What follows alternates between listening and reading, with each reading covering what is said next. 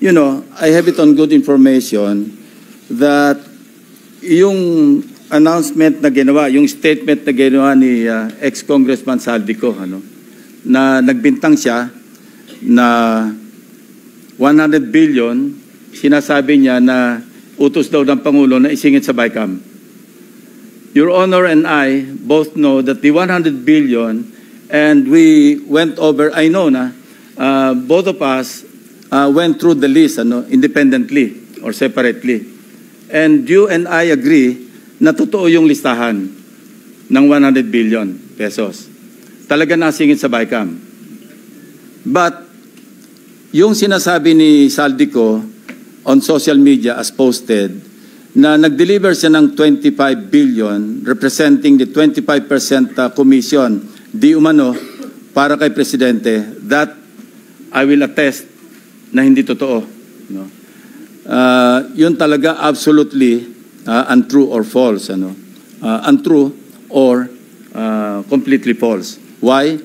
Because, you know, last Sunday, I received a call from the camp of former Undersecretary Roberto Bernardo.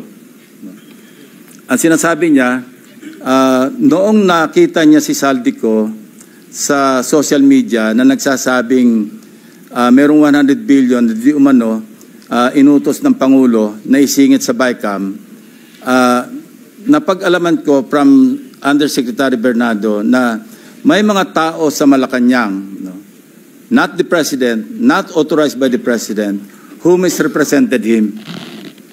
I will name some of them. Undersecretary Adrian Bersamin. He name-dropped the President, making Saldico believe na utos ng Pangulo na ipasok sa BICAM yung insertions na 100 billion.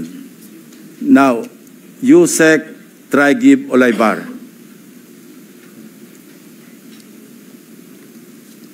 Other personalities. Anyway, regarding the 100 billion, binrake down, kasi nireview niyo yung kanyang notes. This is all related even to the appointment of Secretary Recto to be the Executive Secretary. As he is now the acting, I guess acting kasi hindi naman pwede magbigay ng ad interim appointment because Congress is not in recess, di ba? So, okay. Anyway, ang sabi niya sa akin, hindi po totoo yan, Mr. Senator. Kasi ang breakdown ng 100 billion, 81 billion, yun yung na-assign sa DPWH. Yung 29 billion, other agencies. Hindi niya alam.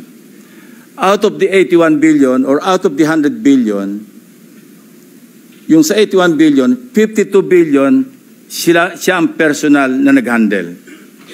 Ako po nag-handle nun. Nasa notes niya, ito yung kanyang table, binigay niya ako ng kopya. 51.01, I think almost 52 billion.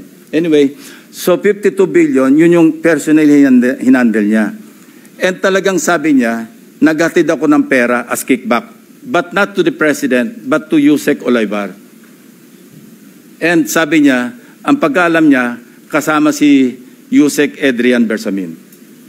8 billion pesos, Mr. President. In at least 10 deliveries.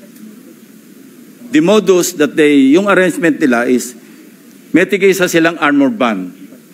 May armored van si Yusek Olaybar, may armored van siya, magpapark sa basement ng Diamond Hotel, darating yung van driven by Olaybar, and possibly, sabi niya, hindi siya sigurado, and possibly along with Adrian Bersamin.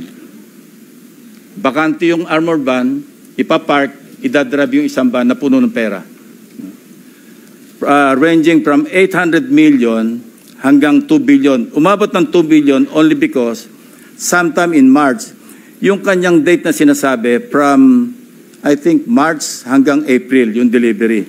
Very good nga raw siya, sabi ni Yusek Olaybar, kasi nakakapag-deliver.